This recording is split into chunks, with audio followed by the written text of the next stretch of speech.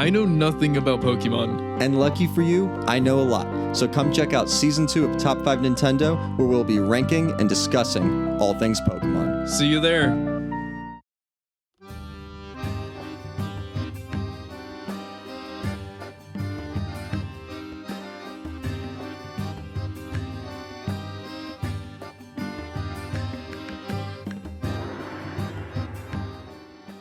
Welcome to the Studio Demands It, an exercise in creative thinking where we will conceptualize, pitch, and craft a film or series based on the demands or stipulations from one of you listeners acting as a hypothetical Hollywood overlord. Overlord!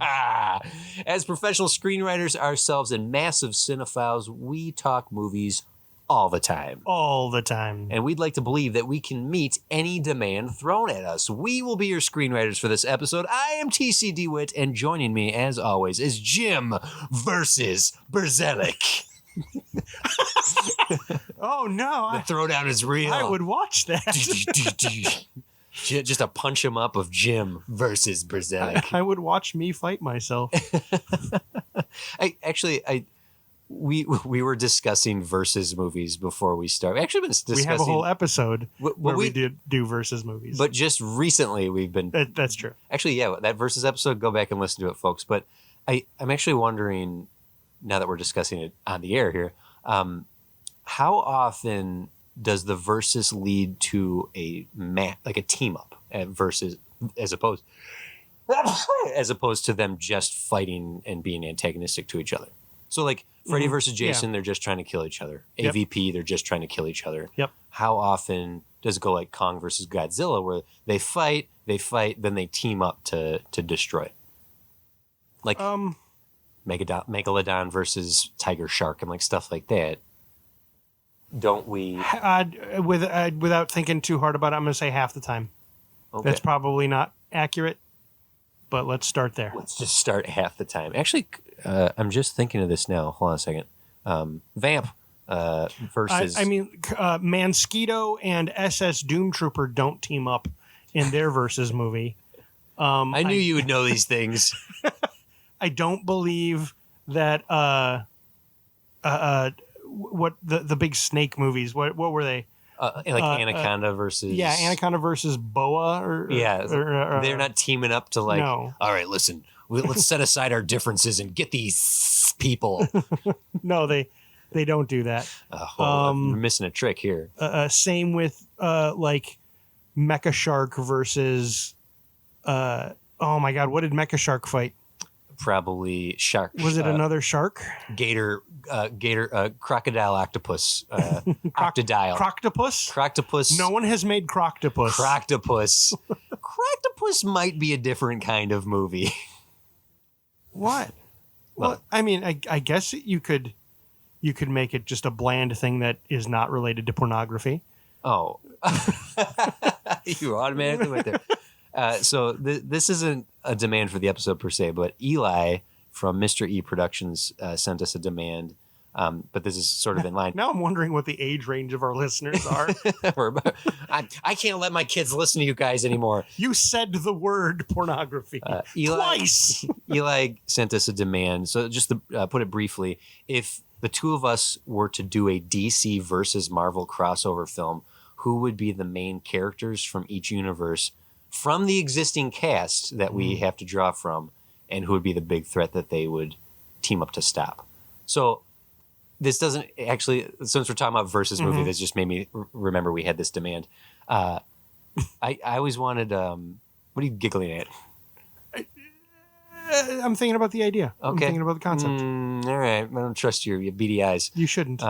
But like, it would have been great to see Chris Evans as Captain America fighting alongside Hugh Jackman as Logan in some World War II flashback, something like that. But that's not a versus movie. Wolverine versus Captain America. Well, I mean, now that I've said it out loud, watching Hugh Jackman and Chris Evans fight each other would be kind of cool. Vibranium versus adamantium. Yeah, because like in the comics, Captain America's shield. Oh man, that's something we're never gonna get that. Vibranium versus adamantium. Yeah, no, we will now. MCU was folded in the. No, I know, but they sure are taking their time, and we're not going to get the Chris Evans, Steve Rogers versus Hugh Jackman as Wolverine. Oh, that's what I'm saying. Like that. If we do get that matchup, it'll be with some new people. Yeah, different actors. Maybe.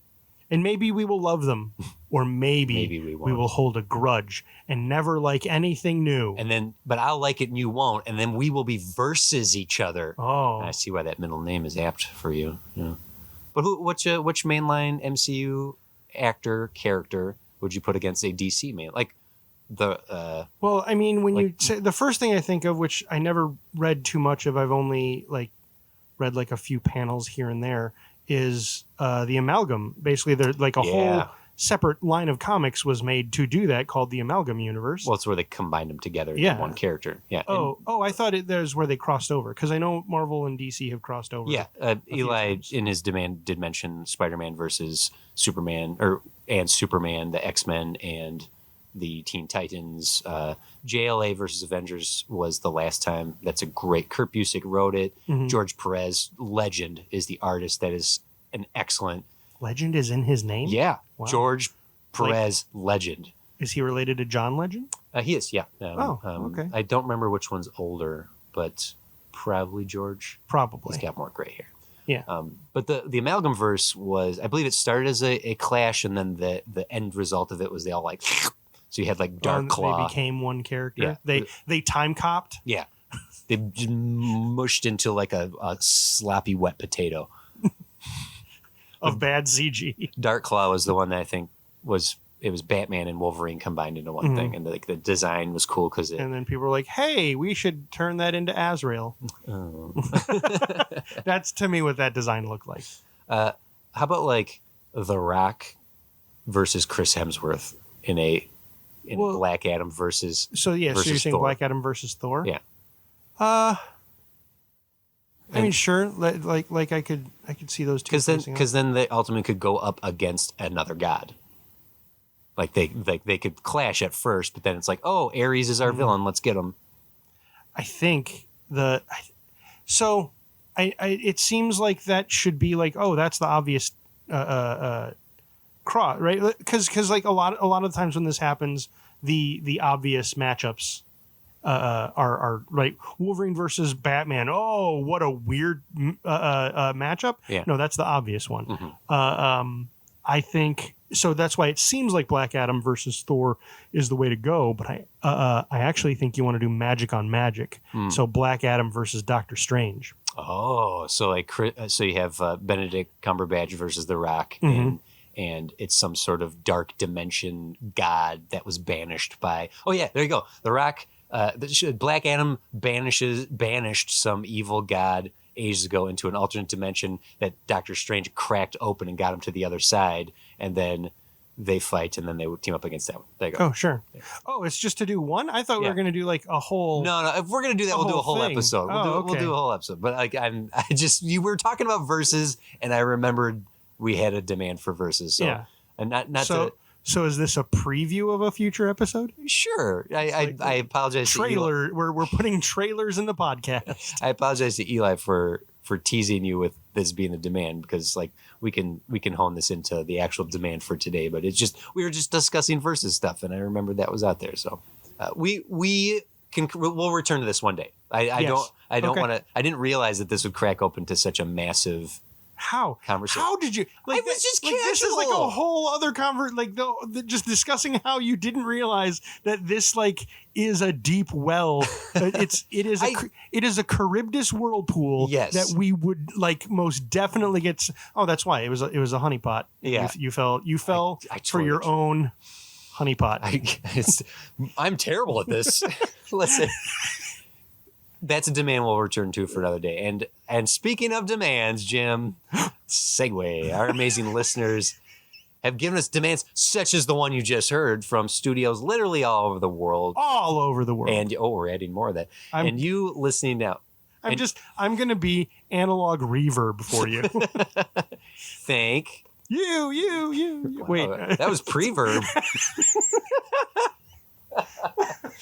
Okay, you people listening right now, if you didn't know this, you can send us any demand you'd like, and we will have to meet it right here on the spot, sometimes accidentally.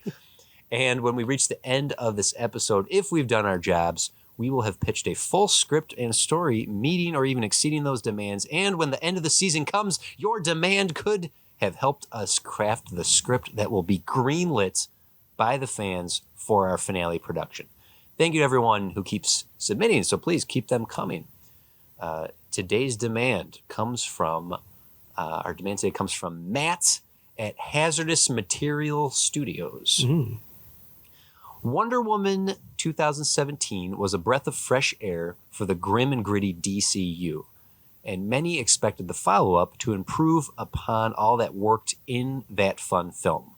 Unfortunately, what we got fell into some very strange and not great choices. We can assume some of the Warner Brother demands, such as Chris Pine being brought back, 80s nostalgia play, tiptoeing around the existing lore that was being very messily handled at the time. He's not wrong. Yeah. Kristen Wiig and Pedro Pascal in the cast, but this movie doesn't work on a lot of levels. So, what I've managed to do, Matt from Hazardous Material Studios, what I've managed to do is find the wishing stone in order to send you boys back in time to help write a better Wonder Woman 1984. Keep as much as you'd like, including those Warner Brother demands. Is that part of the demand we have to keep? I think that's As much as we'd like. As much as we'd like. We don't have to if we don't want to. We'll keep as much as we'd like. Okay, Matt continues. My studio main demand is that if you're going to call a movie 1984, then you better damn well inject it with radical 80s things. And, not sure why this has to be stated, but if you use 1984, Orwellian story elements must be involved at the very least. Mm. Thank you for taking a go at my demand. I know you two will do well. Well, TBD. At least better than what exists, also to be determined. Enjoy the time travel, and yes, I am aware that this is a waste of my one wish, but damn it, I love Wonder Woman. So she deserves better. Thank you, Matt. That's good. Okay, so we were prepared in knowing that this was going to be about Wonder Woman. Mm-hmm. So we did rewatch Wonder Woman 1984, which we did a commentary track, which is available through our Patreon. But yeah, this is great. These are some specific demands here without, I think, breaking us. Yeah.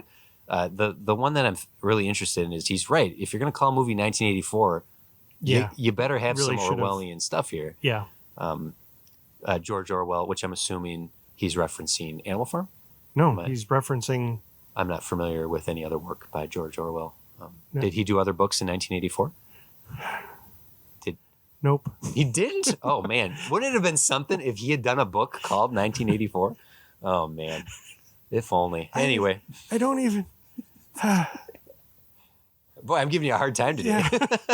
So when it comes to that demand, one of my big problems is I haven't read them myself, so I have a hard time parsing 1984 and Brave New World. Okay, well, at the very least, we can draw from what we know from 1984, which would be a lot of like V for Vendetta isms. It's just basically like Big Brother is watching, total control, and sure, I think making assumptions on that, I think maybe there was probably at some point in the conversation of what we got for Wonder Woman 84, Big Brother is watching total control, because Max Lord, with his wishes, he's like, they kind of gloss over like, oh yeah, we got a satellite that can like reach everyone. Yeah, that's like very, very small element, but maybe at one point that was to be developed further. Maybe. So the Wonder Woman 1984 that we got, it's 70 years later from the last time about 70 years since we saw Diana. Steve Trevor said 1918-ish. Yep. So yeah. So she's made it past World War II with no conversation to be had about that. Mm-hmm. Steve, let me tell you, quite a few wars. Quite a few wars. Yep. She's in the 80s. She's working at a museum. Her coworker is Barbara, who will eventually wish herself to be like Diana and therefore get cheetah powers. That was then her second wish. She wanted to be an apex predator. with the wishing stone. And as we all know, the cheetah is the apex predator. Yeah. I mean, when you think about the hierarchy, No animal can defeat a cheetah. Well, see what cheetah did when they introduced her with that is she shook up the hierarchy of apex predators. That's what DC likes to do. They like to shake it up. The hierarchy has been changed. That sounds cynical. I enjoyed the Black Adam movie. Sorry, I like The Rock. Moving on. The Wishing Rock. Diana accidentally wishes Steve Trevor back because in about 70 years she's still in love with the guy. Yep, he's a good guy. He's the best Chris, as some would say. Some would. A guy came up to me, tears in his eyes. He said, "My favorite Chris." You did this joke earlier, so it's sort of a callback, but you didn't do that for the episode on the podcast. That's for everyone who cares. Okay. Then Max Lord, who has been seeking out the Wishing Rock, gets it, wishes himself to be the Dreamstone, and then grants people's wishes at a cost that slowly accumulates power because he wants unlimited power. Yes. Yep. And then he wants to be Palpatine. He wants to be Poopa Papa Palpatine. And then Diana tries to get to him. Cheetah fights her. And then she gets Cheetah wet. She says no. She gets her wet. Yep. Sprays. No. Yep. Hey. Bad kitty. Bad kitty. Then she convinces the world to give up all their wishes. Yeah. In order to stop. Yeah. The bad. Hey, wouldn't you want to earn what your wishes instead of just getting them? Wait, something. Oh yeah, that's. You know what, Wonder Woman? You're right. I think so. I think I want to do this the long, hard way. Maybe never get it, never actually getting it. Yeah. Yeah. Yeah, I think so. Thank you, disembodied voice, because they didn't see her. Yeah. They just heard her. Yeah. I just thought of something. What happened to the wishing powers? Did Max give them up? Yeah, I think so. That was because he made a wish as well. Yeah. So he also renounced his wish. Right. Okay, got it. Because he wanted to be with his son. My boy, I've abandoned my child. He was an oil man. He was an oil man. And as we know, oil men are constantly abandoning their children. And that kid followed instructions. Mm-hmm. He stayed in that office even like everyone went home. Pandemonium was. He just lived in that office. It's like, I live here now. My dad wished I'd stay put. I can't get out of here. No, he was a good kid. He listened to his dad. But I just recapped the entirety of Wonder Woman 84 pretty succinctly. So the kid inadvertently made his wish for his dad to become the great success he wanted to be. So was the monkey's paw downside of the kid's wish losing his father?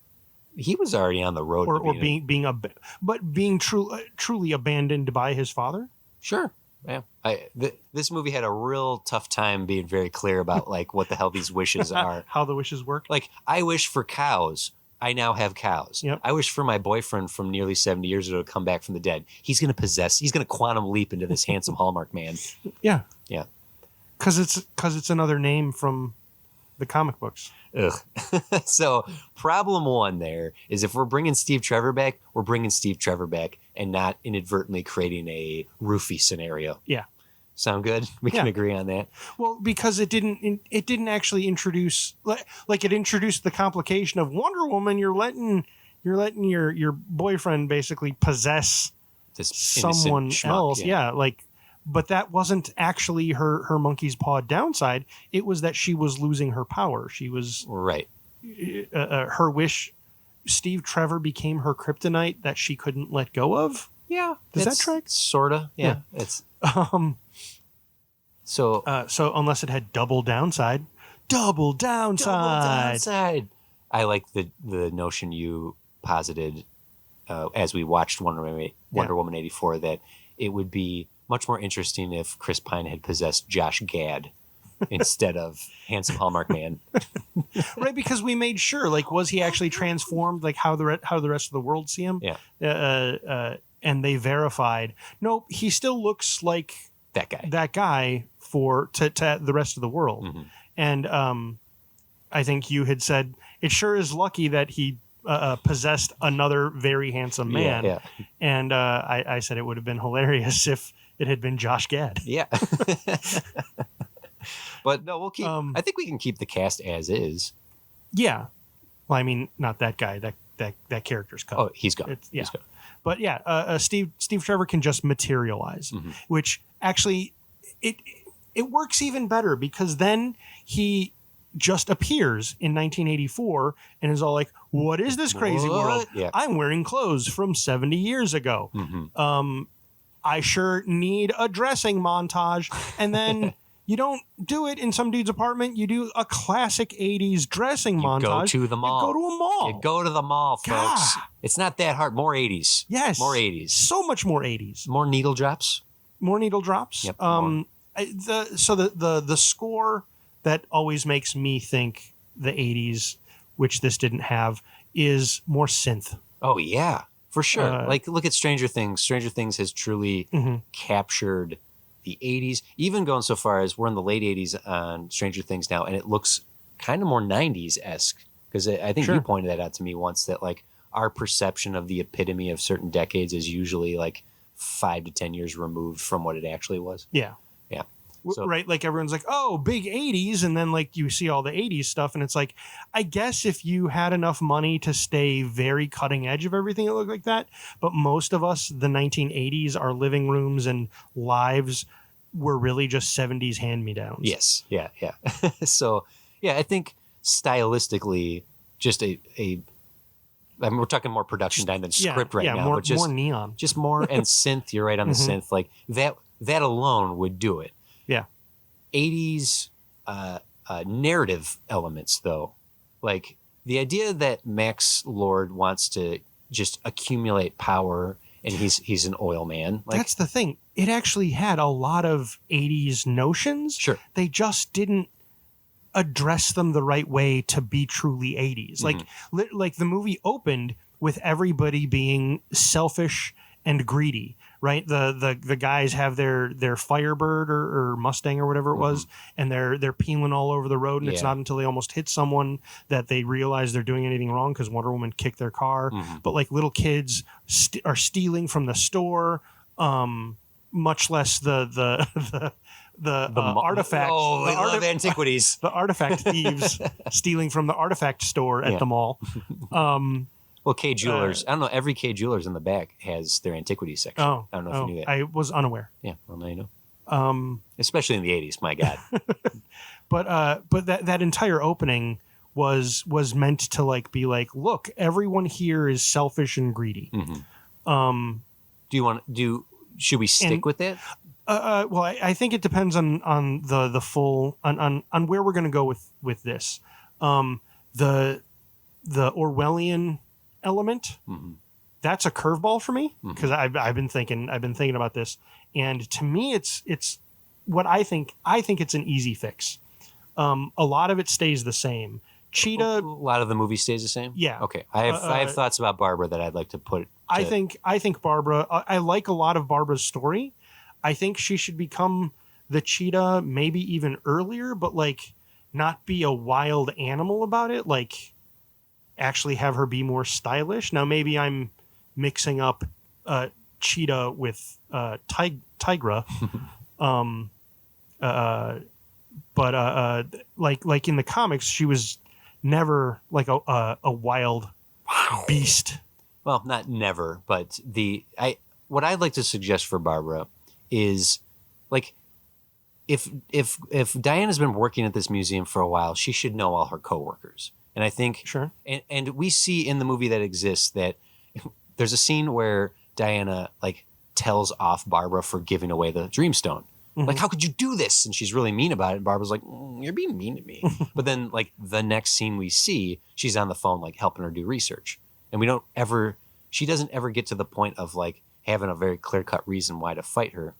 I think the action sequences throughout Wonder Woman 84 are actually quite well executed. I like their placement, the order at which we get them sure. in. I think the White House fight's pretty cool because that's when we see her like really embracing her cheetah powers. However, I think Barbara should be her friend. Like not just meeting her, oh, I like your heels. Like they are already familiar coworkers. And she's very nebbish and she does admire Diana and she does look up to her. But don't just introduce them together now. Like they have their they go out for drinks as coworkers, and Diana's always really nice to Barbara, and they're just friends. And let the power that she accidentally gets corrupt her a little, like, you know what I mean? Like, oh, I just met you. I want to be like you. Now I am like you. Now I'm jealous of you. Now I'm mad at you. I think what's weird, restructure the friendship. What's weird is I think all of that worked on paper. Yeah. I think it was the execution that wasn't there, which is like, oh, it seemed to happen so fast in this movie that we couldn't get over being 2.5 hours long. It's so long. Why is it so long? Okay. What I would like to suggest is, and maybe I'm getting a little too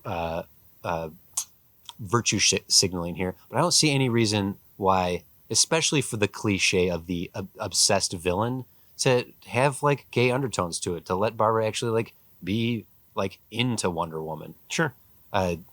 That's always implied anyway when you look at Nigma's Jim Carrey's Nigma obsession with Bruce Wayne. There's this weird cliche in especially superhero movies to have like the geeky put upon nerd who gets the power and then becomes bad because of it. And like I say, Barbara, I think you want to be careful though also with vilifying gay people. Yes, yeah. That is also the risk is there for a stereotype that has been around that is bad. That is bad. Don't do that. It's not. I'm not trying to do that, but I'm suggesting that Barbara and Diana should already be friends. They're work friends, and Diana is the nicest person to her. That Barbara's always eager to help out, so that there doesn't have to be this like awkward just meeting and betrayal thing. Like they act like they're great friends almost immediately, so just make them great friends. It's a minor tweak to their existence with each other. Is what I'm saying. I was fine with that, but I'm fine with that change. Okay. What about? Well, you go ahead. So my idea to kind of bring it all together at the end. So in watching it again, this was the second time I watched it. The first time I had the same thought, but I had more thoughts about why it was done this way. Mm-hmm. And it's interesting that how unrealistic it seemed to have Wonder Woman. Yeah, Wonder Woman's just going to talk to everyone and convince everyone to give up their wishes. Give up your wish. But that the whole notion of doing that is something that's super heroic. Mm-hmm. So why can't our superhero do a super heroic convincing? I'm not convinced that it should be that way. Maybe it's just because I'm a meathead guy and I just need punches to solve problems. But I think what I would do is I'd actually introduce another character. Okay. Oh, all right. I would introduce the god that actually made the stone. Oh, okay. And so Max Lord is kind of subservient to them. Like, if anything, knowingly, they would be almost like a vizier behind him. Great. And that sort of is an echo of what we saw in the first movie, where she thought Danny Houston mm-hmm. was Ares, and then it turned out to be Remus Lupin. Mm-hmm. But I wouldn't do a trick here. Very obviously, that's the dude in charge. Yeah. But as the movie's going on, Wonder Woman is willing to kind of let that go, and she's willing to give up her powers because she has Steve. Yeah. And that's like more and more she becomes more and more obsessed with having him and not caring that things are going wrong, not caring that she's not, I probably not even just losing her power, like becoming even weaker than a normal mortal. Like it's like literally draining her. Maybe that's going too far. I don't know. Superman 3 in it. A little bit. Yeah. Okay. You might be on this. Oh, sorry. Go ahead. And she doesn't. So then we're trying to. That was my first thought. So having that. So that's the guy that needs to get punchicized mm-hmm. At the end. Or goddess. Or goddess. Yeah. The I don't want to say the celestial being. That Wonder Woman has to fight, and maybe at the end there Max sees the error. Yeah, Max would see the error of his ways because like, oh, I'm doing all this and I'm hurting my family, I'm hurting my son. So that would be why he would then also turn on the god. So that way, just a nice betrayal in there, maybe, or maybe not.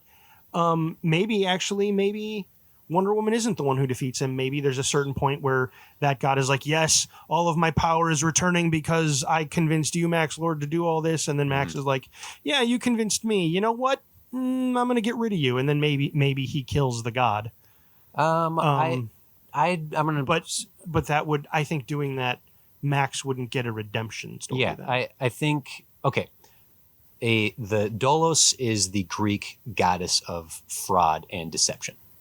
Was that the god? I didn't think that they were going with Greek, though. They went with Mesopotamian. Yeah, I just chose Greek because Wonder Woman tends to play with the Greek gods in the comics, so I'm just going. So whatever the equivalent of Dolos is for Mesopotamia, I'm fine. But having Dolos, the goddess, who could be a beautiful woman and definitely manipulate Max Lord as this power-hungry man, and like the woman behind the man, kind of like the manipulation aspect is good. I think you're onto something there.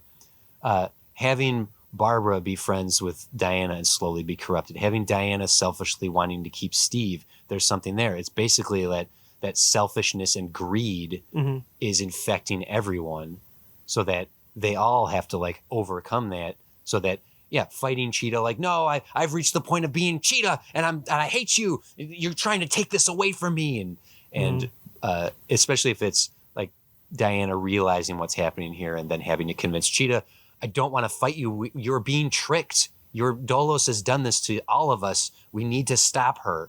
And then fighting Cheetah till she gets through to her, and then going to Max and fighting Max to get through to him, to then work their way up to actually getting to punch-a-size Dolos. Like maybe convincing Max to like use his silver tongue to then get people to renounce their wishes, for Diana to convince people, the world at large, maybe to like, the greed is wrong. Greed is not good. Do not listen to Gordon Gekko. Greed is bad. Look at what you're all doing to each other.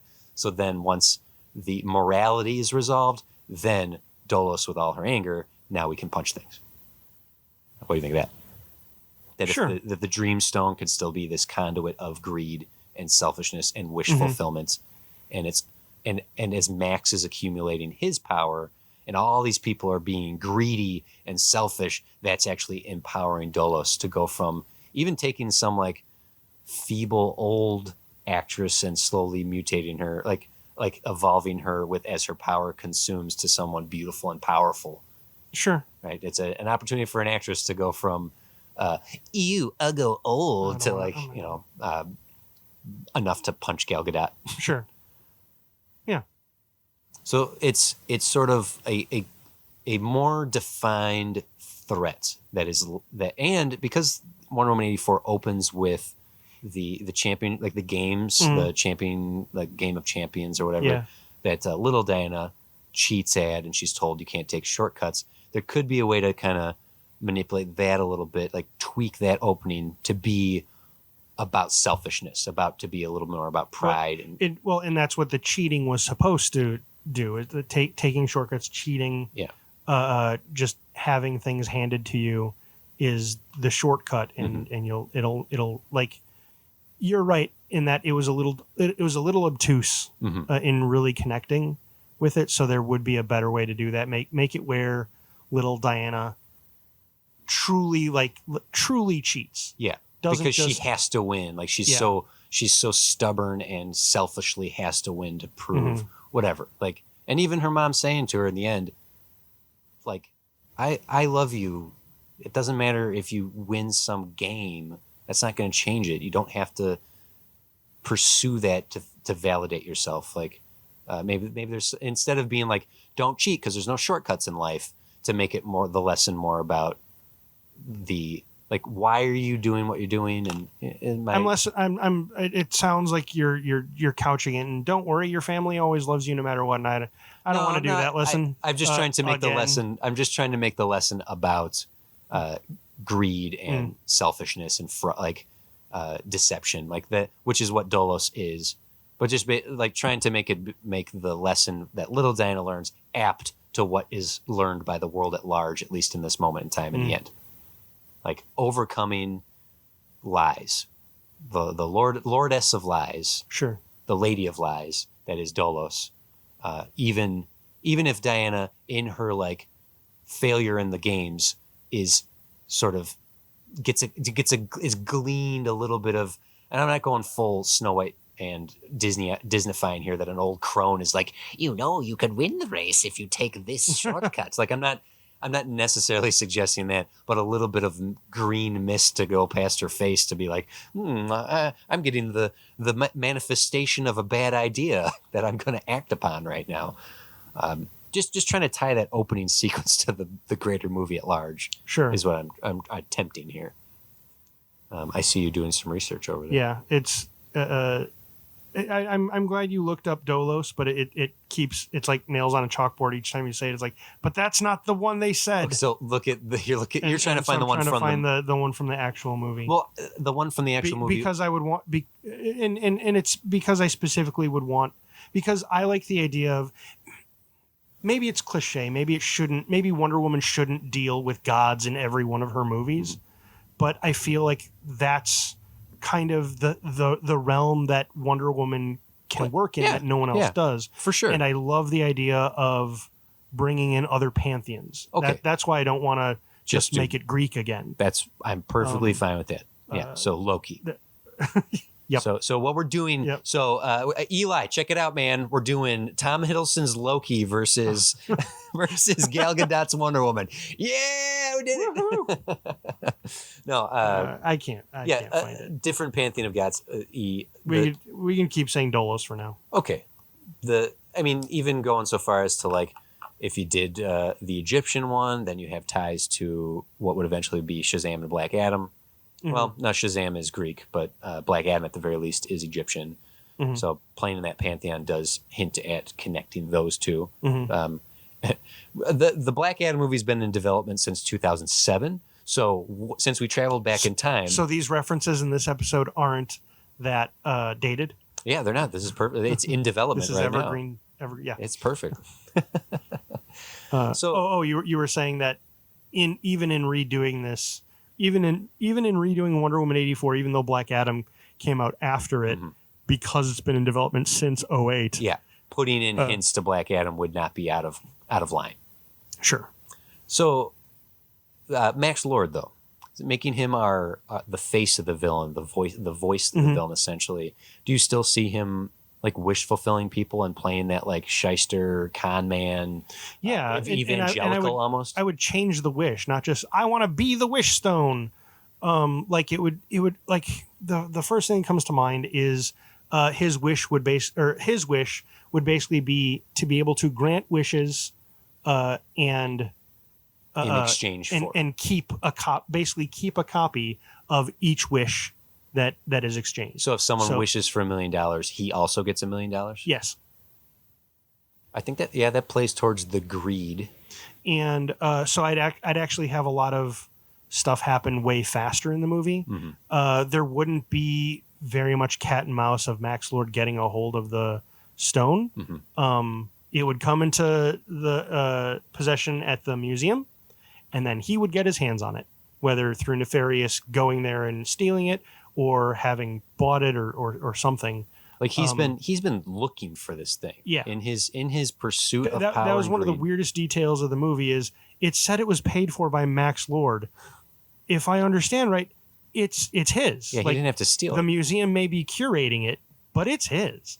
So if he's the guy who donates the most money to this museum. Sure. He's doing it to send researchers out across the world to find all these out. He wants to find these ancient objects. He believes in the magic of history, and so he's always like what a philanthropist. But he's so into history. Did he explain how he came across it to look for it? No, he just said I've been looking for it. Yeah. So I'm saying if he is like heavily involved in helping curate this museum, he seems like this very generous man who just loves history. But if Barbara's the one who's the archaeologist who discovers, so like, that's the con, right? Because that was another thing. That was another problem I had in the movie. He wasn't a con man. He was just a bad businessman. Yeah. he did genuinely want people to join his black gold cooperative and get a bunch of oil. he just chose a bunch of bad oil wells and was like, well, I don't know what I'm doing. Yeah. Because I just know how to smile and point. I think he should be a successful philanthropist. He's, well, I think he is a con man. I think he did make this black gold cooperative, and he bought a bunch of bad wells as the cover. And look how many wells I have. Join my cooperative. And he's taking all these people's money, and he's not looking for actual oil. He's using all of this money to fund these digs for artifacts for his that technically he owns. Yeah. Yeah, I like that. So yeah, and so his pressure is my con is kind of coming to a head. People are starting to wanting to see the oil derricks in action and whatnot. Yeah, and that's when the stone comes up, and he's like, perfect. Yeah. And especially if Barbara's in the desert and discovers it, if she's in the jungle or wherever this thing is, we see her out in the field, and then she comes and we see, and she can still be uncomfortable and nerdy and nebbish, but like, I'm not trying to turn her into an action hero, but just actually that she comes back victorious with this item, and everyone's like, we have discovered a replica of the statue of David. Do you think your little stone is anything citrine. Important? No one cares. Exactly. But Max cares. But I was out there for 3 months. Yeah. And Diana's the one who's like, congratulations, that's so cool. Like, and then even seeing the stone, be like, wow, this is like recognizing the language even and being almost touched to see something that's as ancient as she is and being proud of Barbara. And it's Max who shows up and it's like, this is the greatest find. It's weird. The lights just flipped out. The greatest find. I've been waiting for a find. And Barbara's like, thank you. Someone appreciates me. Of course I appreciate you. We're going to do a whole exhibit about this piece. If you don't mind, I'd actually have like all of that. But like, he knows what it does. And he starts almost immediately even stopping her. She's like, I really wish people would give me more credit for this. Oh, okay, that's fine. And then maybe she does get a little bit, hey Barbara, good job. You know, like if she's touching the case that it's in and makes that wish, and it's sort of like not as a strong of wish if you're actually holding it. Maybe I'd probably try to play into something like Max plays up the con by being obvious about it. Like, you know what this is. This is a artifact I've heard about for a long time. It's a wish stone. It's the wish stone. Isn't that a crazy idea? Wouldn't it be amazing if it really did? And he touches it because he's fully aware of what's going to happen. Yeah. And he says, I wish I could grant everyone's wishes and double them for myself. Yeah. Wouldn't that be slight something? Breeze. And then he says, what about you? Go ahead. That's where he gets Barbara's right wish. Away. And or Diana makes a wish, or like maybe not even out loud. Yeah. Well, Diana go first, and then like she would have been commanding sort of this whole situation because Diana does recognize it, and she doesn't really want it to leave the department, but she's also doesn't have, because Max technically owns it, she can't actually stop him. Yeah. So that's why this is all happening. Does she know right away that this thing's working? I don't think she should. I don't think until she walks into her apartment and Steve's standing there for her to go, that's what? That's a good point. But I liked Barbara's wish that she wished she could be like Diana. She wished she could be like Diana. Yeah. Because that made her, that gave her Wonder Woman power, not even Themyscirian power. Wonder Woman. It gave her Wonder Woman power, and I liked that. So I'd like to keep her wish to be like that. I think so. I think that works. And for like to have that happen, and just for her to, like, when it's her turn, she's like, gosh, I don't know, I wish I could be like Diana. Aw, you're sweet. Like, we're friends. Yeah, that maybe almost that kind of thing. Yeah. And the reason I want to do all of that so fast is so that Lord's doubling and power accumulation happens really fast, so that we can start getting to the 1984 stuff. Like, literally everyone starts falling under his power. An army kind of manifests to subjugate people. It doesn't matter how many of these people's wishes he's granted. He has their wish doubled, and then an army to subjugate them. He's becoming Big Brother. Like, he's got people watching. His his and even if like his network that he's using to kind of search for objects, he already has a bit of like screen. He's watching, like he's already watching his work in action. Mm-hmm. So it's a very small, like a small room of monitors that monitor his like work. Or maybe his wish could be, it's got to be something like that so that his power continues to grow and accumulate. Mm-hmm. But it would probably also include something about enthralling people, having their attention. Because now I'm thinking of the very specific image of everyone watching the screen and then the screen getting smashed. Yeah. So I'm imagining at some point Wonder Woman will smash a TV. Will smash the TV to break the mesmerism. Do we? We're coming up on a break here. There's two things I want to consider. Wonder Woman herself, as far as like the action hero is concerned, and how we involve the, I'm gonna say Dolos, but you know how I mean, the trickster goddess. Mm-hmm.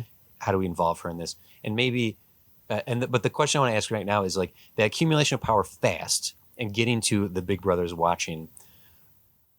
You got to do it right.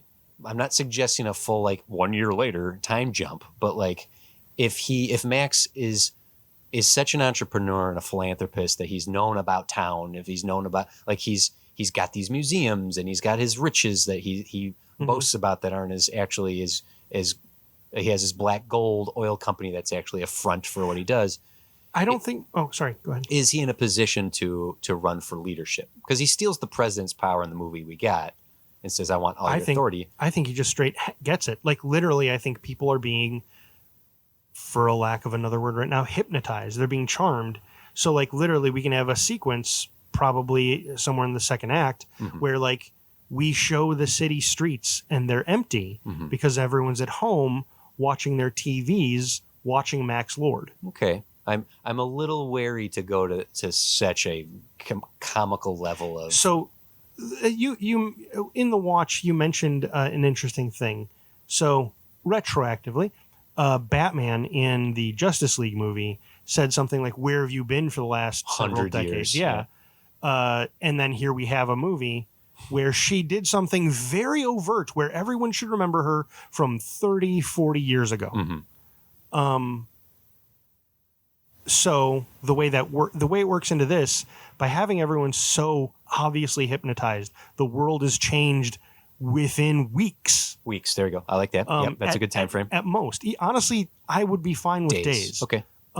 Is because when this is all destroyed, when this is smashed, when smashed. Lord's power is removed and Dolos is defeated, literally everyone basically gets their memories of the entire thing is wiped. They come out of the days.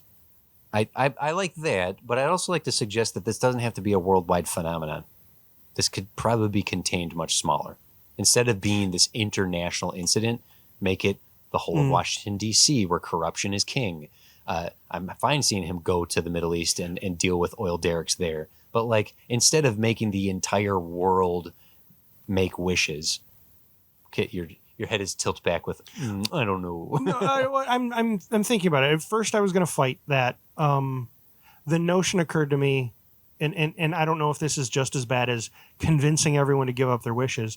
What if at the end, Max Lord finally goes to his son, like he needs one more thing to defeat Wonder Woman and this Steve Trevor guy and all these people who are messing with him, and his son just says something like, "I wish you never found this stone," and that is what undoes everything. Or is that a little too Deus Ex Machina?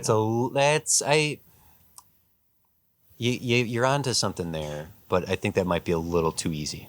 Okay. Because my initial thought, the reason it needs to be worldwide is because if you just did something to New York City, and you made everyone forget in New York City, the rest of the world is going to know something real weird happened in New York City. Okay, that's fair.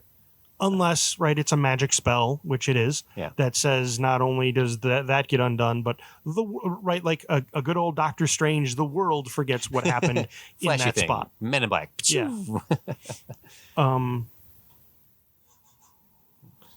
I think that having the kid wish it away, I don't like that. Okay. But because I still think there's something to Wonder Woman coming out of her selfish days to then start kind of snapping everyone else around her out of it. So get kind of creating that imagery of that Orwellian imagery of everybody sort of zombified, staring and smashing the screens to like, wake up. But instead of being wake up to the truth, but also like, you're being selfish. Greed is bad. Greed isn't good. I want to go back to that. Like, cause you're right. You had elicited Gordon Gekko in a previous conversation about he's like one of the definitive villains of the 80s to snap people out of that. And I think if Max is getting to that point of like speaking to the people and like, yes, I grant your wish. I don't particularly care for him being able to do that because he touched everyone through the television. Oh no, God, I hate that. Yeah. But I think that if he has amassed enough of a following that he is like taking people's hands and granting them the wishes in person, power, and then Wonder Woman having to talk him out of it, so because she can't smack him around, to get him to like, look what you've done, look at your son, look at the people around you, you've destroyed your family. Like I don't even think he needs to be a single dad per se. Like the greed could ruin all his relationships around him. Sure. And she could bring him back from that, like let love win out here. And then in his submission to that and his admission to his failures is the last catalyst needed for Dolos to like, well, I don't need him anymore anyway. I am now as powerful as I've ever been. I'm back, and now let's third act CGI boss battle. Okay. well, we wrapped that one up. No. Time for a break. Let's take a quick break here because I want to come back. This is what I want to talk about. I want to talk about Dolos more, like how we interweave her through the whole of the thing. A little more about Steve Trevor, but particularly because this is Wonder Woman's superhero movie. And as the movie exists, those action set pieces, there's 5 of them. They're like a half hour apart. Is there a way to inject a bit more superhero stuff into it? I'm not saying we have to go every 5 minutes like Black Adam, which is in the future. It's a movie that comes out in 2022. Don't worry about it. But just injecting a little, because we'll get back to it. Yep. Okay, let's take a quick break here. This is here's a message from 6.5 Media, everybody.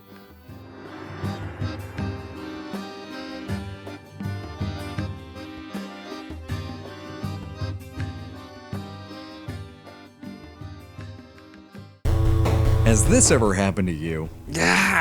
This video game is bullshit! Are you tired of gaping plot holes and boring gameplay mechanics? Look, all I'm saying is that if a full-fledged Krogan is falling off a platform, there's no way Commander Shepard has the upper arm strength to pull him up. Has reading become just too tedious of a chore? Ugh, books. Are you bored of your same 3 murder podcasts? Shocking, it's The Butler. Allow me to introduce you to the brand new fan fiction podcast, with an X, hosted by our lovely basement-dwelling and real-life Muppet, Dan McCoy. Well, that's hurtful.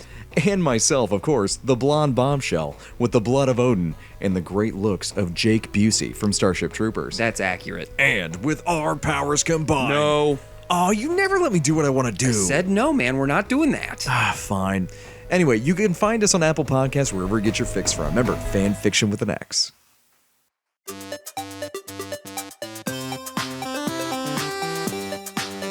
Hello and welcome to Game Dev Hideout. My name is Daniel and I am excited to introduce our new 6.5 show.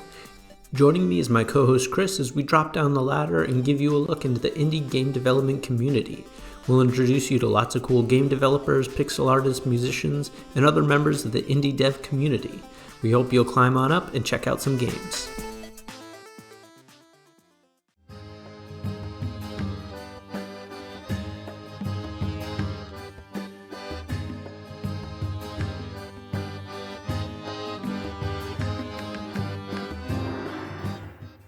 And we are back. Here we are. The quarterback is toast.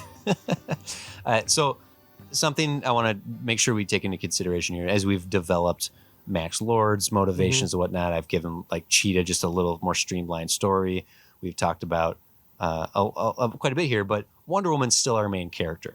So something that I want to make sure we focus on, she's the character we follow through the majority of this movie. I do like the action sequences in here. I think the mall sequence is excellent. I think the road fight is awesome. It's pretty great too. Like it's great. Like she's losing more of her powers, so she's able she's being harmed more. I think the White House cheetah fight is actually really well conceived. And the problem with that final sequence where she fights Cheetah as Barbara as the full Cheetah is that they shot it sloppy. It's the least interesting fight scene filmed in the movie. And I think it could be better, because to see those two at the height of their power kicking the crap out of each other, that could be fun. However, where it's placed in the existing movie is essentially the final punch 'em up fight before we get to the climax. And it feels like it's put there so that there's a final punch 'em up fight before the climax. Yeah. If we go with what we're suggesting here, which is that this ultimately ends with Wonder Woman punching it out with Dolos, we might not need a second or as an extravagant Cheetah versus Diana fight. An idea occurred to me, Yes. which would basically be to power up Max Lord himself more. Okay. So this is going back. This is acknowledging the Dolos character, but getting rid of them almost immediately. The idea that Max gets the stone. The stone isn't what he says it is. He says it's a wishing stone. Okay. But it's really not. It's some sort of phylactery that the god. Like a genie in a bottle situation? Even if we go with what we said, it's still a phylactery. It contains the essence of the god. Now, I know what phylactery means, but the listeners might not. So. Well, Jim doesn't fully understand it either. I basically mean it's a thing to contain some of the gods, because the god is dead and gone. Yeah. But if this stone is reactivated, the god can come back. I'm impressed by your word a day calendar. Thank you. So what if? Because I like that his name is Max Lord. A small leather box containing Hebrew text on vellum, worn by a Jewish man at morning prayer as a reminder to keep the law. Phylactery. All right, I'm thinking of the wrong thing then. I think. Here we go. A lich or lick phylactery is a vessel created by an arcane ritual to bind the soul of a powerful wizard or dragon from traveling to other planes after its death. Oh yeah, I was thinking of the right. Just the top definition was the Jewish Hebrew. So the thought was Max gets the stone early on and in private activates the thing or whatever, so that the god comes back in and says, yes, you've I'm the god of lies and you've brought me back, so I owe you big time. And that's when Max Lord is like, yeah, nah, I just I brought you back to take what's yours. To take your powers. And so like kills the god and takes the god's power for himself. Then throughout the movie keeps telling people, I am going to grant your wishes, and like does some magic-y stuff, so they at first think their wish is being the monkey's paw thing, but ultimately is just through his lies. It's really lie power. But then we don't get stuff like Steve Trevor coming back truly, and so maybe that's not the way to go. Yeah, I think if because then that would allow him to be the true big bad, right? And I don't know. I kind of see where you're going with that, but I think it's better to make him. He is corrupted by his own selfishness, but that he is. Because the movie tries to redeem him. In the movie we got, it tries to make him like realize the error of his ways, and he goes and finds his son. He's like, I'm so sorry. I was a bad dad. I'm a bad dad. I'm sorry, right? The movie, as we got it, does try to bring him around to realizing Wonder Woman was powerful enough to uncorrupt him. Yeah. And I'm willing to maintain some of that, but in order to do that, I do think there needs to be a villain whispering at him the whole time. Absolutely, yeah.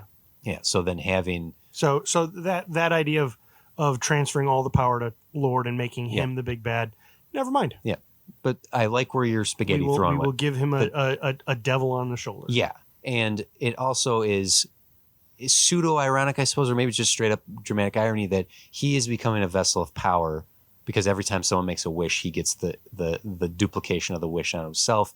His voice becomes more powerful. His presence becomes more powerful. He becomes the one we all respond. He is the Lord over all of us in one way or another. But really, he's just the vessel that Dolos is going to crack open and suck all his power out of. If he finds that rock to begin with to unleash her, Yeah. she's doing to him what was done to her. He is the phylactery for her.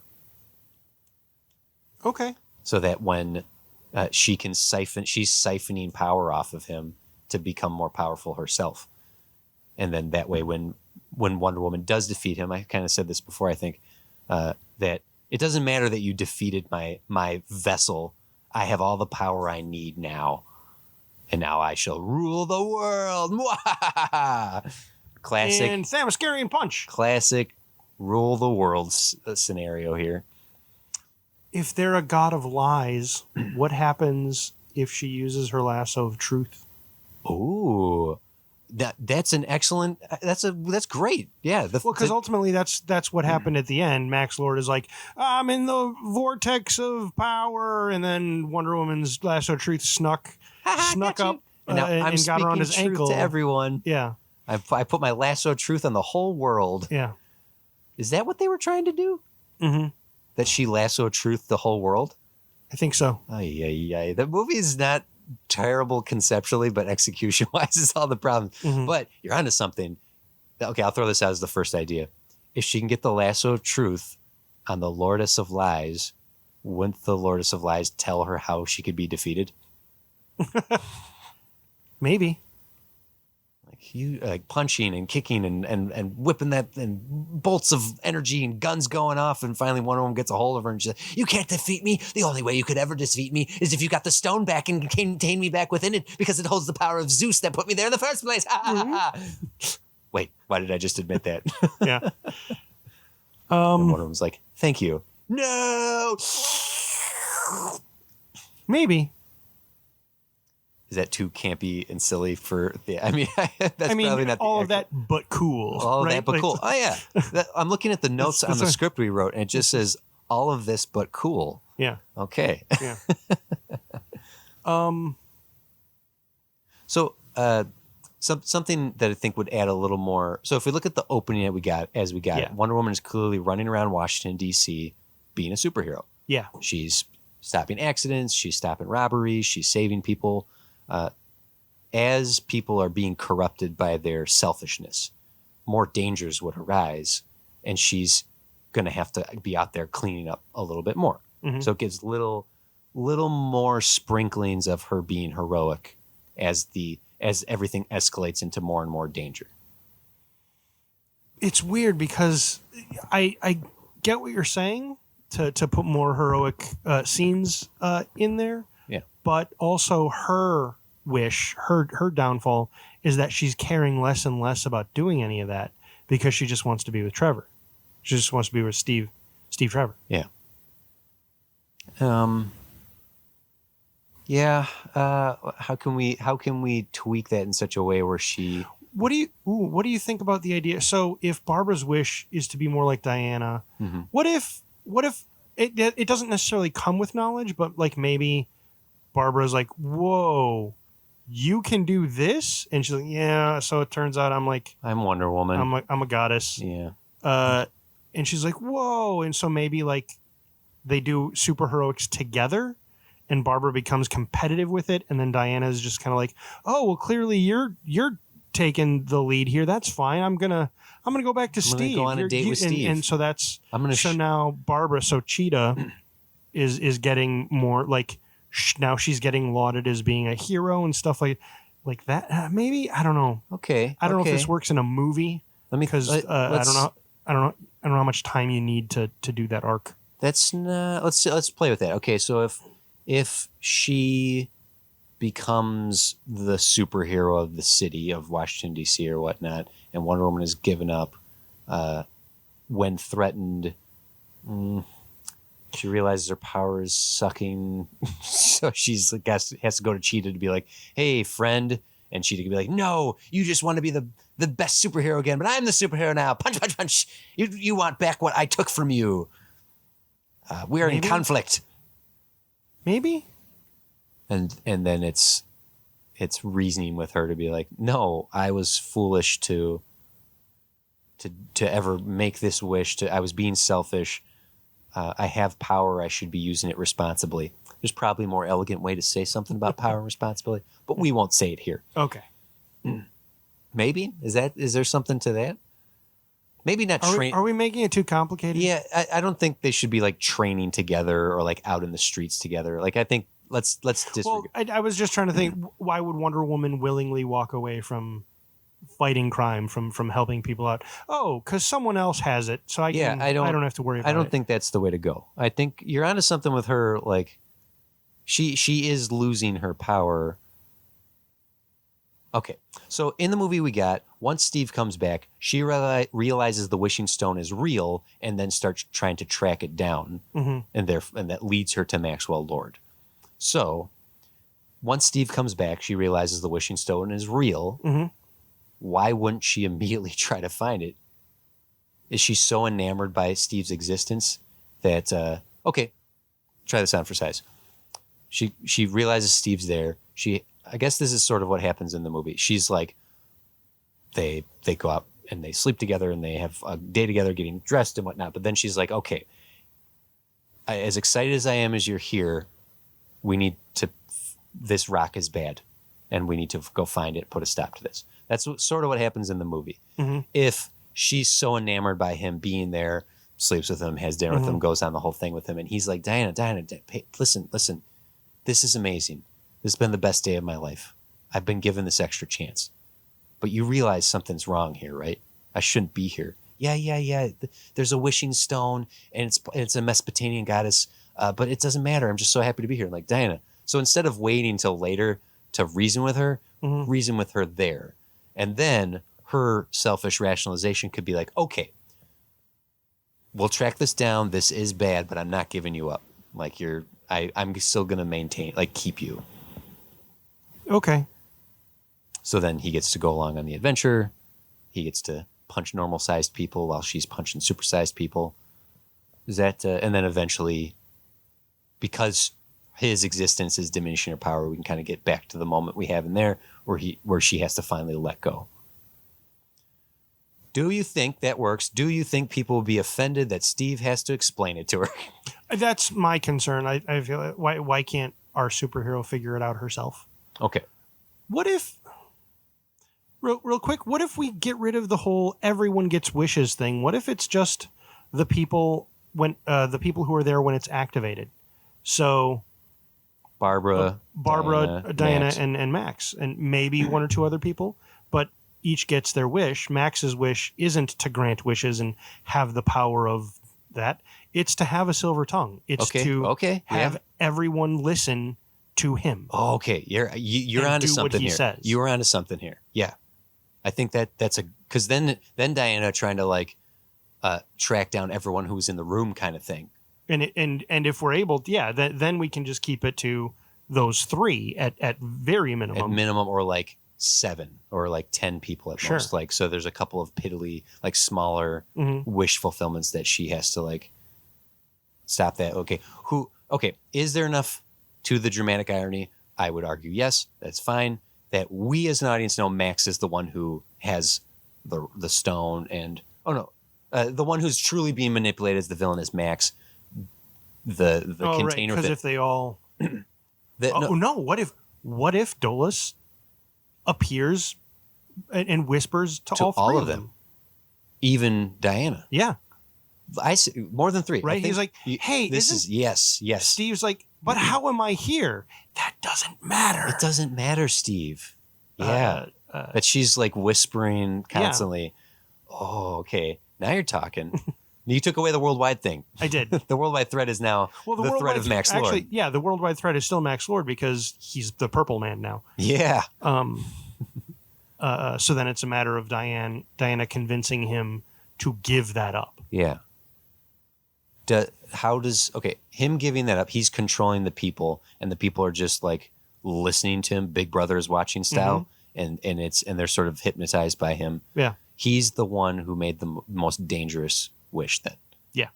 But that's what Dolus was escaped from there, has been whispering to all of them, but as Max is the one that has been proven to be the most powerful wisher, she has latched herself onto him to siphon off of his the more selfishness in the world, the stronger Dolos is what I'm suggesting, and he's the one that made that happen. Sure. So then Diana, eventually being convinced to like go from person to person to like from wisher to wisher to like, then it comes down to getting to Barbara, who is like become power hungry with the fact that she's now freaking Wonder Woman. And what she gave up basically was her empathy, so she's very hard to convince. Yep. And then then the last person is Max. Wouldn't him being the silver tongue guy he is, that's not necessarily, would it be obvious that that was him, that he's the biggest threat here? Because it's the last threat she goes to. It is in that his face is on every television, everywhere. Okay. Let's pick some very traditional story beats here. She can have a confrontation with him. So like the road chase that we get in Wonder Woman 84, she knows Max is who she needs to get to. Remember? She's like, "Where's the rock?" And he's like, "You're looking at it." And she's like, "It's the windshield, isn't it?" So having a midpoint moment where she confronts Max, and he's now at the point of being like, "You don't need to worry about me anymore." And she's like, "I don't need to worry." She Jedi mind tricks her to stop her from chasing him. Yeah. So then she can focus on the other. She's like, he's too powerful now, Steve. His silver tongue is too powerful. Let's take care of the other wishers first, and then we'll come back to him. That's not the dialogue, but that's the idea. Sure. So then her fight with him would come down to a lot of rope work. Yeah. Speak the truth to yourself, Max. Hear yourself. Hear what you're saying. Listen what you've said. Listen what you've done to people, so that she can still heroically speak to the people at large. Well, and then use his silver tongue against him by having him say on camera with basically what happened there, except make it a little more obvious what's happening. He's like, "I set you all free. Don't listen to me anymore. None of you. Just stop listening to me. Stop listening to anything. Forget about all of this. Forget the last 3 weeks." But that's funny. But having him say like, "Don't listen to me anymore," is like his final cursed wish. It's like in Doctor Who when he got the silence to say to all of humanity, "Yeah, you should kill us," and then they do. Oops. And then she gets to fight a god. And she it's Dolos versus Diana, Wonder Woman versus a goddess. And what's the ultimate defeat here? Like we had joked that it would be get the lasso on there. Maybe we didn't joke. I joked that we would that Dolos would essentially admit how to defeat herself because of the lasso of truth. But the lasso is going to play a big part in defeating Max. There's got to be something else to. Maybe it's that final Diana needs to give up Steve. Like it's that's what the very final thing is? Like there's still one Diana. There's still one wish left that needs to be given up. And you know what it is. You have to let me go. I think it would be even better if that's what Dolos says to her. Like, ha, ha, ha, you'll never be able to defeat me because you can't give him up. And potentially it could be like Max. Unless that's you saying I can't? I do it. By Steve. Okay, so Max is seemingly the most powerful wisher. There's a better way to dialogue that. Yeah. But to have Dolos and her punching it up or whatnot and being like, you thought Max was the most powerful? Diana, you are a goddess. If anyone was the most powerful wish, it was yours. And the only way you ever defeat me is if you have all your power back. Whatever the dialogue might be. And that's when that revelation is where Diana finally has to say goodbye to Steve. And let him go. So that Dolos gets sucked back into the stone? Or she's now Wonder Woman is back to full strength and can literally punch her into a stone. I'm going to crush you like an aluminum can. Everyone, recycle. Is getting rid of Steve and that. See, they did it in 84. That's very similar to Steve and her saying goodbye at the end of the original Wonder Woman, where that's like goodbye. Yeah. Again. Goodbye again. But yeah, I mean, I think I like that still. I think that he hangs on all the way till then, that she holds on to her wish all the way till then, until it's like it comes down to this. I think so. Yeah, I think I like that. Movies tend to get rid of villains in the one movie they're in. So I guess if Barbara loses her wishes and is no longer Cheetah, that's okay. I like creating larger casts of characters to come back later. Yeah, I mean, there's nothing to stop her from training to be a really kick-ass martial artist. I'll show you Wonder Woman. Fine, I'll give you a denouement for Barbara.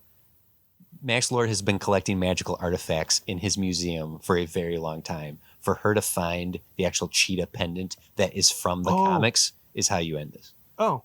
Even if it's just her opening that was actually how she got her powers? Yeah. Even if it's just her opening up the case and being like, huh, what's this?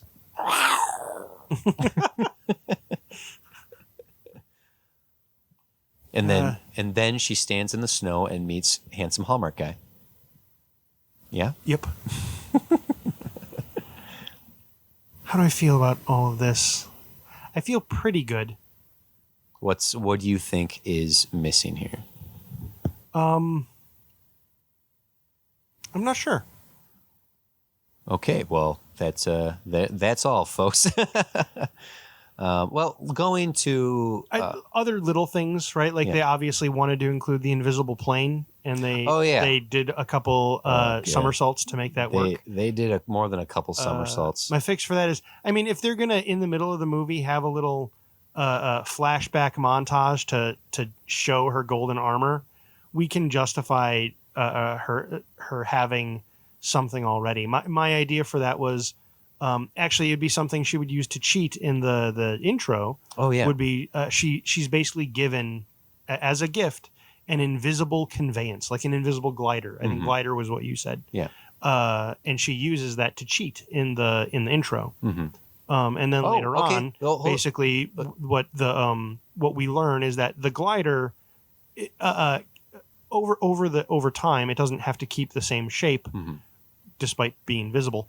Diana is basically able to turn it into, like, through the ages. Yeah, she's been able to kind of update it. Propeller plane, jet plane. Yeah.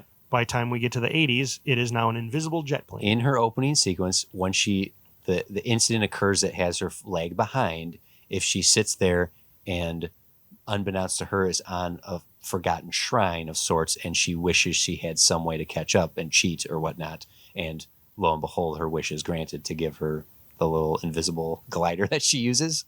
Maybe so. No, I don't know. No like wishes. I said it out loud, and I hate it. I just want to point out. So Cheetah, in the original version of herself, was a woman in a cheetah costume. So she was just a cheetah version of Catwoman. Yes, but then I'm not just Catwoman. I'm a cheetah. Cheetah woman. But then they updated her to be full on. Oh, I really am. Lady. I really was thinking more of Tigra. Yeah. From Marvel. Yeah, she is very much a cheetah lady now. But that's beside the point. Just having the archaeologist Minerva, Barbara and Minerva finding at the end. Like, so you're concerned that we lose Cheetah as a character can be easily remedied by her. What if her wish?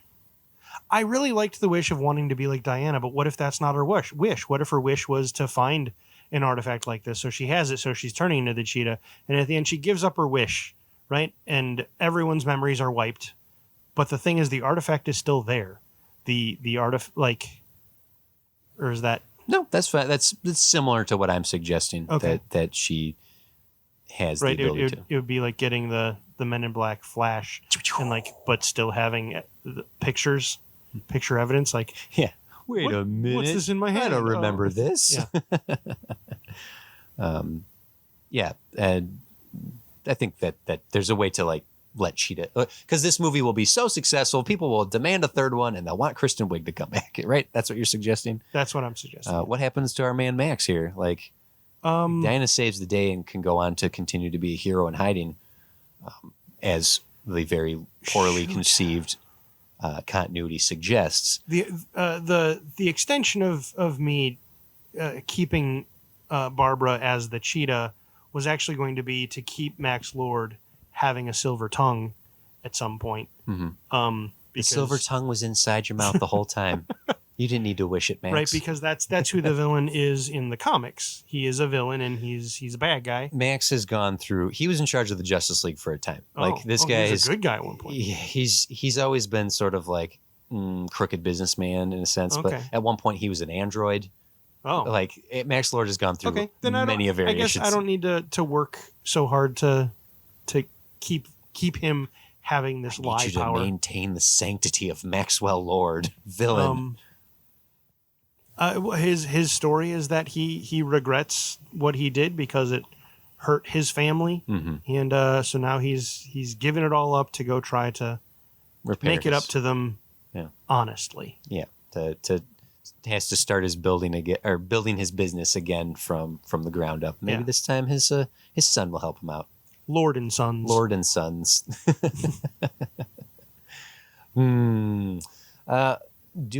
So the way this ends with what we got is Max is defeated. He gives up. He's a good dad again. I'm a good dad. And then Wonder Woman, Cheetah just is wet and sad. And then we just cut to some time later and Diana's standing outside looking at how happy everyone is celebrating Christmas. Christmas. The time of year that definitely doesn't have anything to do with greed or selfishness. Why was it Christmas? What's it? Why what? No, it's because Christmas is the season of giving. It's the opposite of greed. I was being the cynical you like to receive presents, not give them. It's been very commercialized, Jim. I don't think I'm alone in feeling so. Anyhow, no, you are not. It ends with her standing there. It's snowing. She sees handsome Hallmark guy and is like, we slept together and you don't remember it. And then that's it. That's the end of that's how the actual movie ended. Yeah. With ours, I don't mind still being Christmas, whatever. The whole thing could be set in December if we want it to be, since it kind of thematically ties to the season of selfishness and the season of giving. That's fine.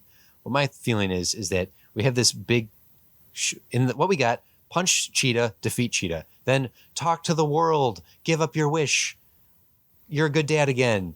The end.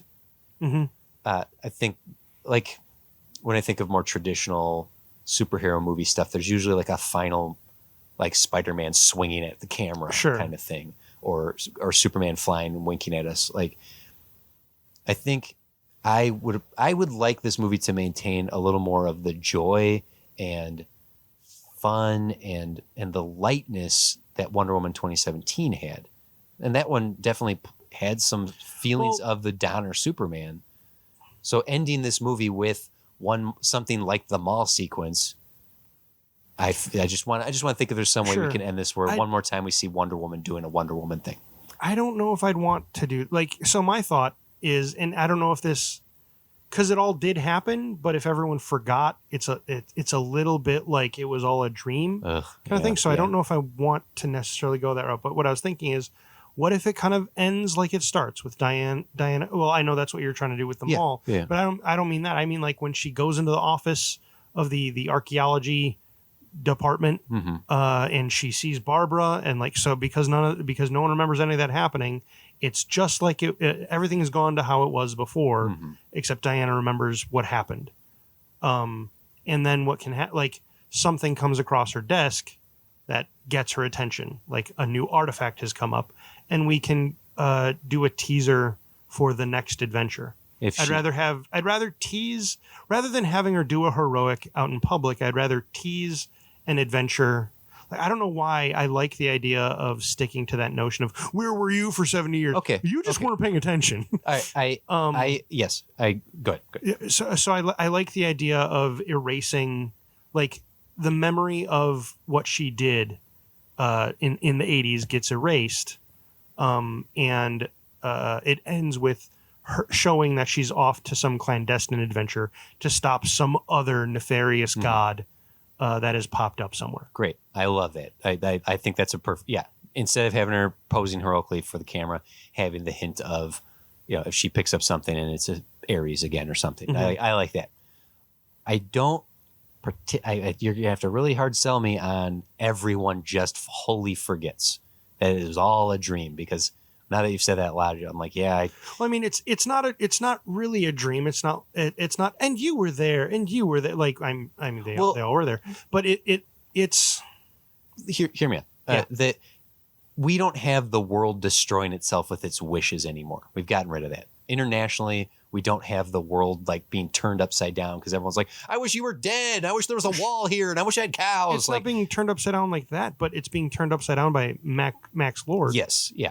So it is possible for us to present this like coming out of the days and sort of diminishing it in people's minds. Like there was a time we were all very obsessed with Sanjaya from American Idol. The whole world stopped on a dime to watch this terrible singer. I mean, well, that touches on some notions of people. Yeah, that was a Sanjaya reference. Shut up. I think people think because we're so connected by the internet and media and stuff like that, that nothing amazing could happen that we wouldn't be aware of. Like if aliens actually did come down and talk to someone, they have that we would all know. Yeah.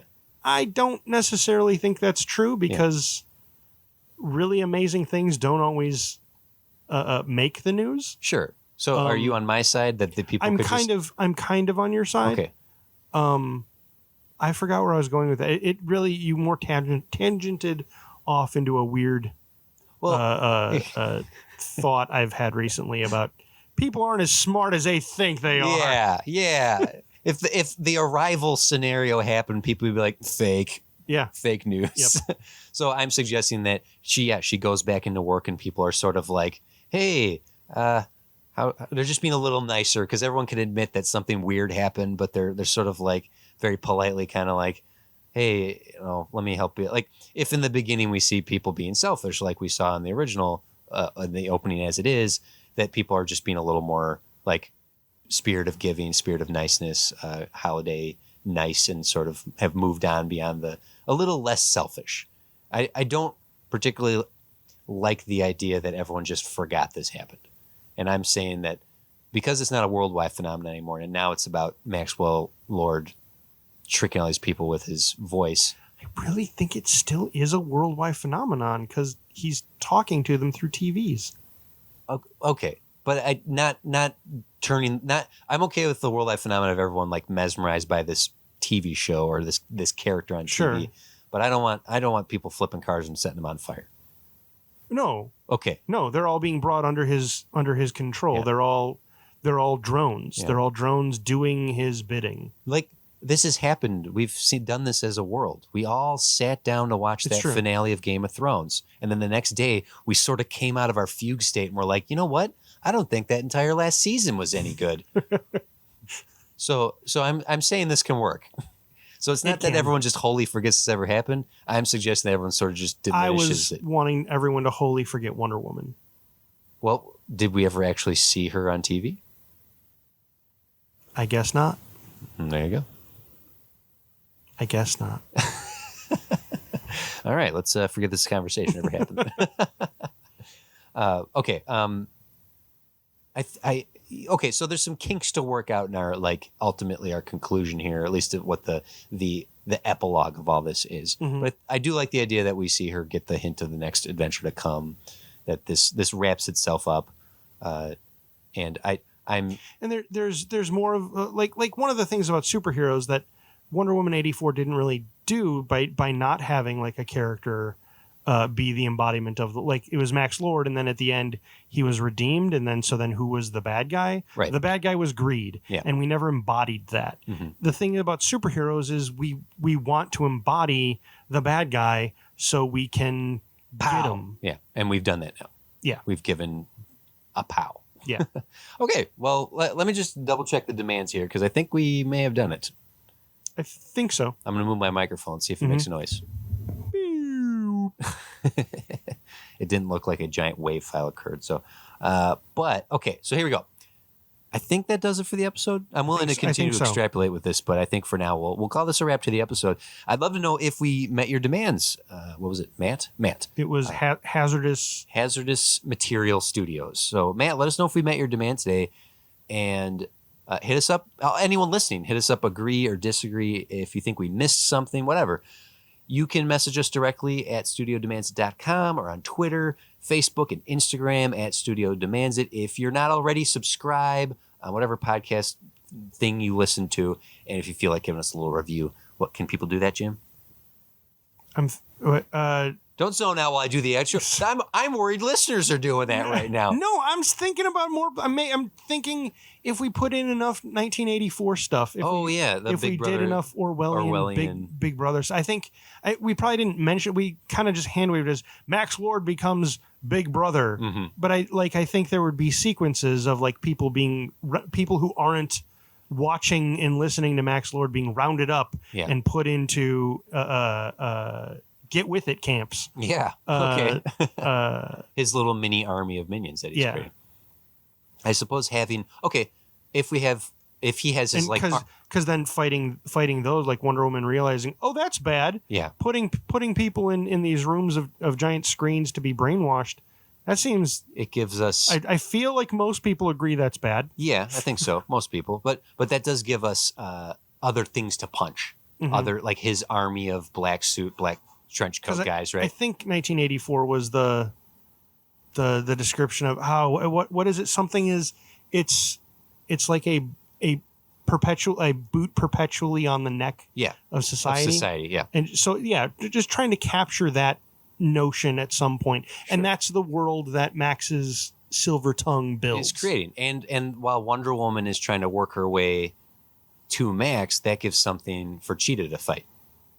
Like defeating Cheetah or whatever, and that gives something for Steve Trevor to punch and Barbara to like work with Steve to punch, even after she's. If we're gonna make her a good guy or neutral character, I actually didn't mind that she was sort of Max Lord's right hand. Well, protection. I think she can build up to that, but then once Wonder Woman convinces her to like, hey, back down.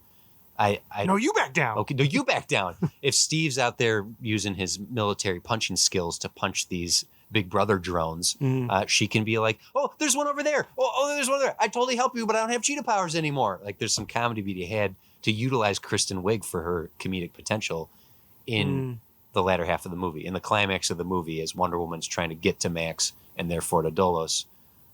So you want to redeem both characters? Yeah. Okay. Because I would like to start Barbara as, like I said, her friend who's just gets corrupted by her power. Okay. You don't like that? You want her to just I don't dislike it. I guess I just have resting bitch face. Okay. I'm thinking. No, we've had this. Both of us when we're thinking about the thing, we look like we don't like it. Look very perturbed. Yeah. No. There you go. So you seem resistant to redeeming Barbara, because I still think she could be Max's, like basically fighting to stop Diana from getting to Max, so they have to punch it up in the White House or whatever. But then once because like, as we get it, once Barbara's defeated, she's out of the movie. We don't even see her again. She's left there, sad, wet cat lady with makeup running down her face. And that's the last we see of her. Yeah, really what should happen is after Wonder Woman beats her, she should say, "You'll never be me," and walk away. Like a real jerkhead. Yeah. Yeah, I guess I don't mind seeing her redeemed. I don't want to see her, like, I don't want to see a scene where she's all like, "Oh, I'm sad about what I did, but I'm back on Team Good Guys, and I'm gonna help out and have more fun scenes." Like, I think that once the character's defeated, we'll see her again in the epilogue. Like, sure, she's at work and like, weird week when everyone's forgotten. Yeah, we had a weird week, huh? Yeah, it was a real weird week. No, I see your. I'm only resistant. I'm not adamantly against it. All right, okay. I guess it would depend on how it comes out on the page. Well, we would. If we were involved. If it comes out well, it's going to come out well. Yeah. Okay. Yeah. No, I like it. It was we were script doctoring this time as opposed to coming up whole cloth. I think that might be why this feels weird. Like it feels disjointed. I mean, like, actually, we script doctored it so much, it really is an entirely different movie. Yeah. It's, we kind of have some wishes in there. Like, wishes, I guess, were the lock on the Stone of Lies. Mm-hmm. if wishes were fishes. That's the chant that they have to say, that they all say together. They If all hold wishes- hands around the stone, Okay, oh, hands are held. and they okay. say, if wishes were fish. fishes. Oh no, I said fish. Do I have to say fishes? You have to say fishes. Okay. If my wish wishes was a were fish. fishes. No, No, it's if wish, wishes if wishes, were yes. fishes. If they were fishes, okay. I'm so sorry. This is so embarrassing. I keep getting it wrong. Okay, I'm just so nervous. Here we go. Ready? This is how we pad for screen time. Here we go. Ready? Here we go. If wishes were no, I wishes. said fishes that time. Well, and you made me say, if You could. You said this is how we pad the time, the Yeah. run time. Why is this movie 2.5 hours? Oh, the wishes or fishes scene went on for way too long. and that's how serious movies are made. That is how serious movies are made. Real Hollywood movies. Did we inject enough 80s? We said yes to synthesizers and needle drops. and needle drops. Yeah. We got a proper clothing montage in there. You go to the mall for that shit. Yeah. You have champagne while you do it. I don't know. I feel overall, I feel good. Like I think we could sit down and write this. I do think it maintains 50% of the original movie. I'm not sure it does. Well, we met the demand. We got to go Yeah. back in time and rewrite the movie. And we didn't, hazardous material even said we didn't have to do any So of the keep what we original want. stuff. Keep Yeah. what we want from it. Yeah, And we did. we did. We kept what we want. She rides the lightning. I love that. Ride the lightning. So she does cocaine. Is that what the No, is riding the implied? lightning Ride is the snake. Yeah, that's heroin. Okay. Riding the lightning is electric chair. Oh, okay. No, don't kill Wonder Woman. No, You she just said, lassos the lightning. no. You said you wanted to ride. I used a phrase that resembled it. I didn't. Yes, I did. You're I bad. did say it. I'm a You're bad person. Bad person. You apologize to Wonder Woman. Renounce. no, I'm not gonna Renounce do your it. statement. Mm-mm. You were selfish, Jim. Renounce it. Mm-mm. Look at yourself. No. I wish I could make Jim apologize. Apologize, Jim. I'm sorry. Yay! My width came through. Oh no! Now I have a lisp. Yep. Damn you, monkey paw. Well, apparently all you have to do is renounce the wish. Oh, okay. I don't want Jim to apologize. I don't. What I said earlier was a fib. You son of a bitch. I tricked you with words. Ah, what a silver tongue. Hit me up at TC's Big Head on Twitter and Instagram. You can also Hit me up there too. You can get to Jim through there. Yeah. Big news, if you didn't know, we now have a Patreon for a couple bucks a month. Where people can find it out of their couch. You can get episodes early as well as extended episodes. So like we did a whole half hour before we started today, and we're probably going to talk after the fact. Probably. Extended episodes, and we've been doing movie commentary tracks as well. Big massive thank you to 6.5 Media for everything they do for us. Please check out the other 6.5 shows: video games, tabletop games, Zelda games. There's a lot of games, I love games. but there's also movie stuff and fan fixation. If you want to, I think that's video game for season 1. Also, beer. You like beer? You don't like. I don't like beer. You don't like beer, But I have a lot of friends that do like beer. You will love Bruthers in Law I if you will? like beer. That's right. Excellent. But that's it for this episode. We'll be back again soon with another one of your demands to challenge to improve the world of cinema. I am TC, All the time. and I am Versus. That's your name. Oh, Jim. Jim versus TC. Oh, yeah. All right. Fight to the death. That's all, folks. No, that cannot be our sign off. That's the end of the episode. Bye-bye. Folks. No.